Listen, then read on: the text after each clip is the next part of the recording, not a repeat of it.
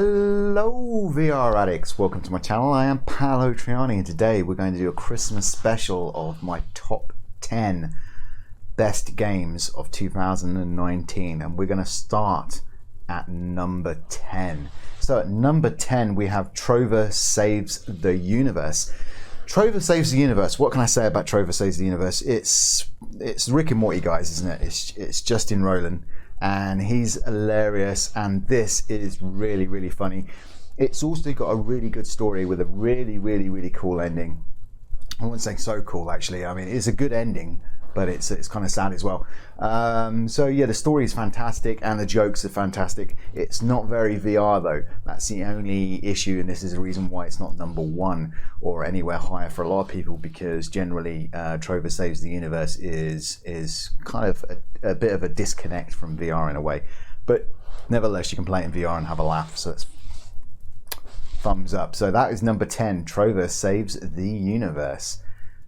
Number 9 is Westworld's Awakening. Westworld's Awakening is a fantastic story-driven game, obviously on the Westworld TV show, and you know the Westworld TV show is taken from the Westworld movie. And as you know, Westworld season 1 was probably one of the best seasons of that year. Probably overtaken by Game of Thrones, but you know it did win a lot of rewards and it is brilliant. I heard season 2 wasn't as great and I never got around to watching that, but yes, Westworld Awakening is fantastic, I believe by Severus, and Severus did a great job here, and it very much is very VR, very immersive, and you guys would love this game if you don't own it already. But this is number 9. Number 8 is Synth Riders. Synth Riders is a beat game, a rhythm game, as you would like to call it. And Synth Riders is probably the closest thing you're going to get to Beat Saber. And some of the tracks straight out of the box are even better than some of those in Beat Saber. Obviously, Beat Saber's now got Imagine Dragons and Green Day and that party one, whatever it's called. It's got quite a few. But Synth Riders is definitely a fantastic game. It's definitely one of the best rhythm games of this year, and definitely deserves its spot at number 8. So let's jump straight to number 7. Number 7 is Boiling Steel. Boiling Steel is one of the best indie games of this year. Boiling Steel is surprisingly good. It looks gorgeous. It's very good. It even has finger tracking into the index. Boiling Steel is number 7. Ooh, getting a little cold.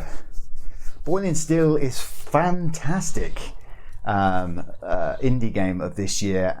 It's just, the length is brilliant, the story is brilliant, the narrative's brilliant. It had voice actors come in. It was fantastic. It also had got hand tracking in it. I just think that Boiling Steel is one of those ones, one of the gems that people might miss this year. It is absolutely superb and definitely deserves its spot at number 7.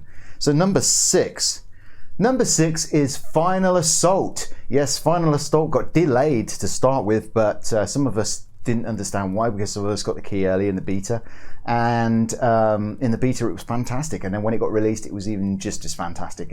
It was brilliant. This is the best RTS game of this year. It's number 1 when it comes to the RTS category for sure.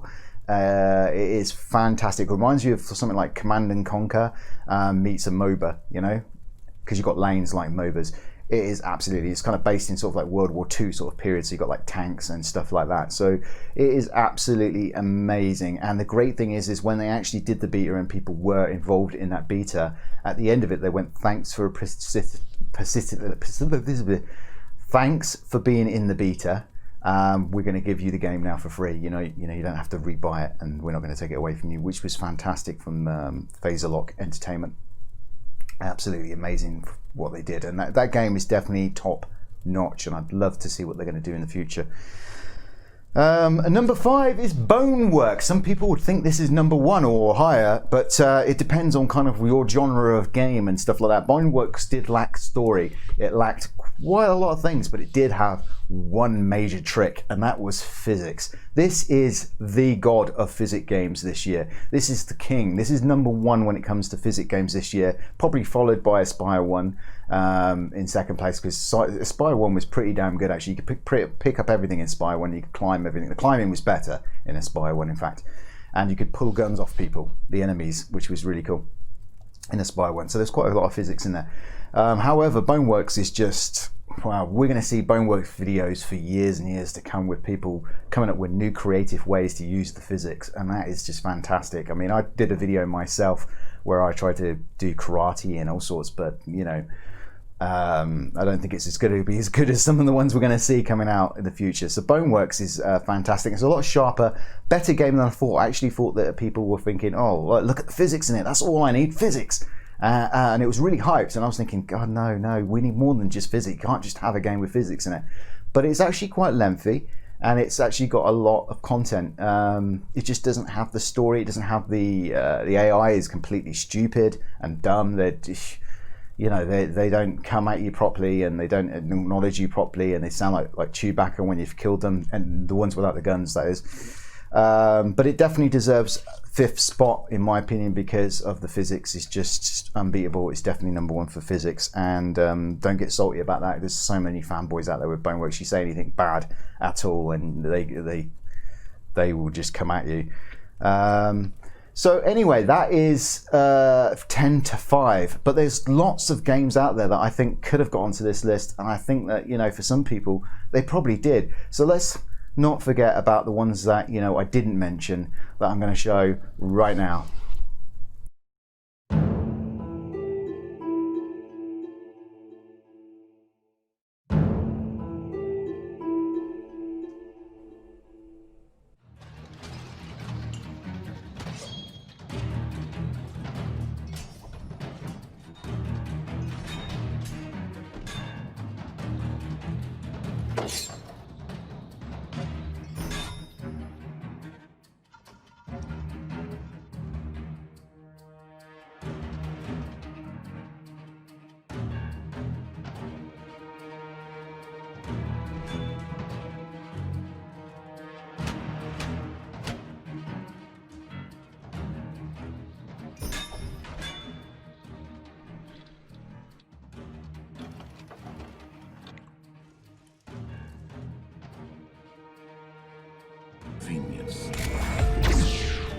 In a moment, the Lord of this monolith will give you a task, a word of advice.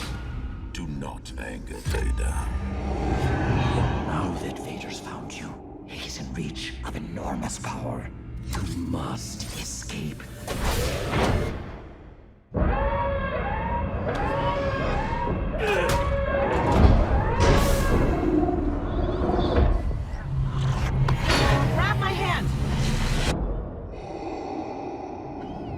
Vader is after. It appears Vader has finally found his candidate. And our future is in your hands. Vader is here. You are the one I've been searching for. Do as I command.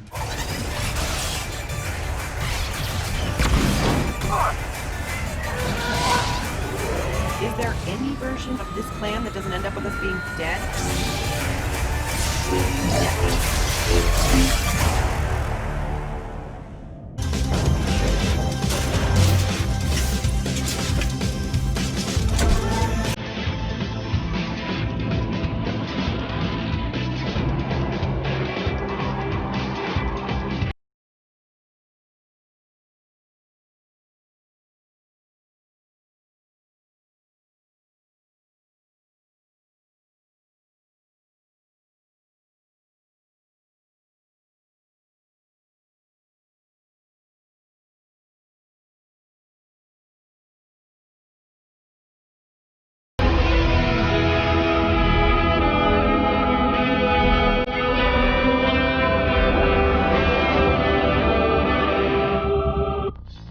Defend yourself.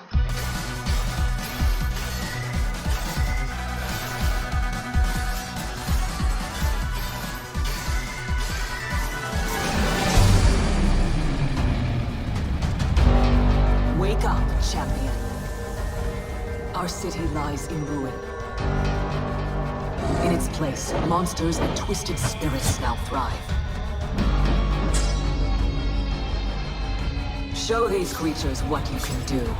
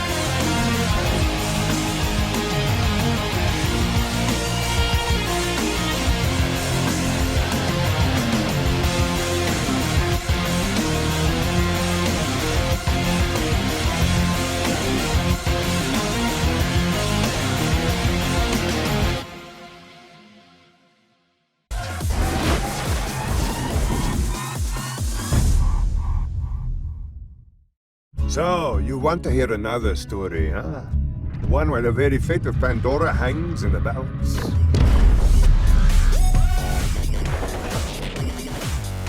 Miss me, sugar? Who's ready for a mother humping tea party? Freestyle!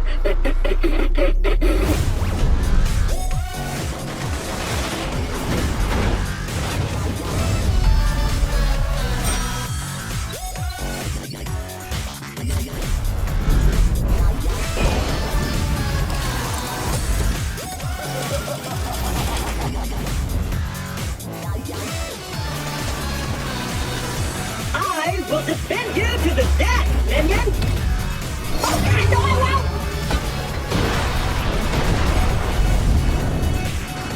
Booyah! That's how you do it!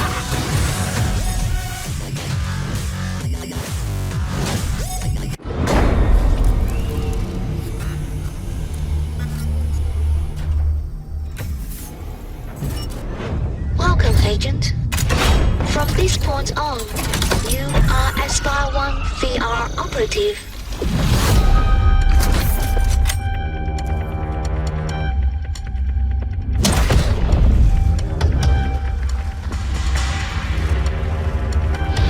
Deploy this cutting-edge espionage unit on assignments around the globe. How you approach each mission is up to you. Just be sure to complete your objectives and make the most of Aspire 1's abilities. From within the Aspire Control Theater, you will precisely control Aspire's every action. For the first time in VR, agents experience full freedom of movement without motion sickness.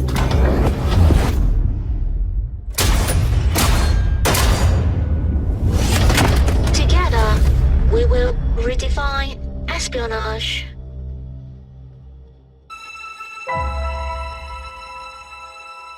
This is the story of how you died.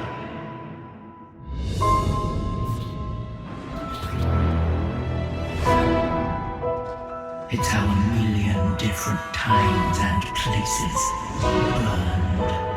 How reality itself ceased to exist.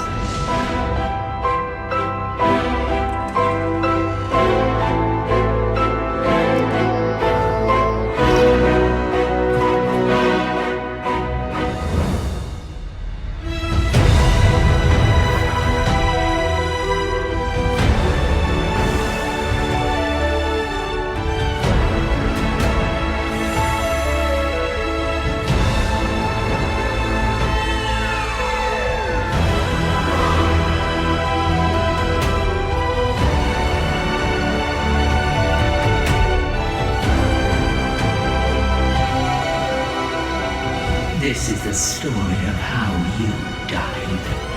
Or at least, I hope it will be.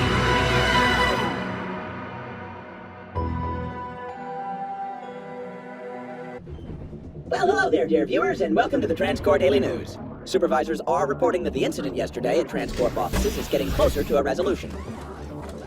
Oh, I can't do this today. I saw it. The ex-employee. It was looking right at me. Red glaring eyes, a mad grin stretched across his puffy human face. Portals opening and closing, knives and arrows flying everywhere. Sending more prosecutors, more hornets, more supervisors, more of everything. This has to end. Oh, I see. You're an idiot.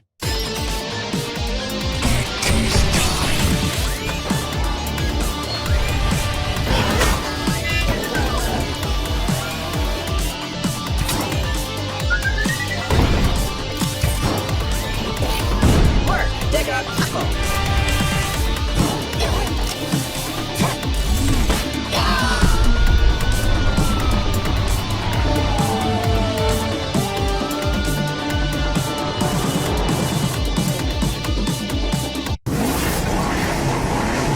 Welcome to the show, my little pistons.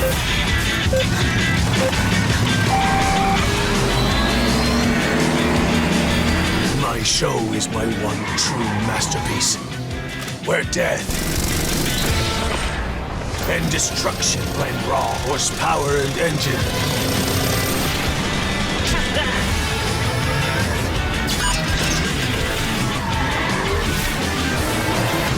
rise from the flames, or will you burn?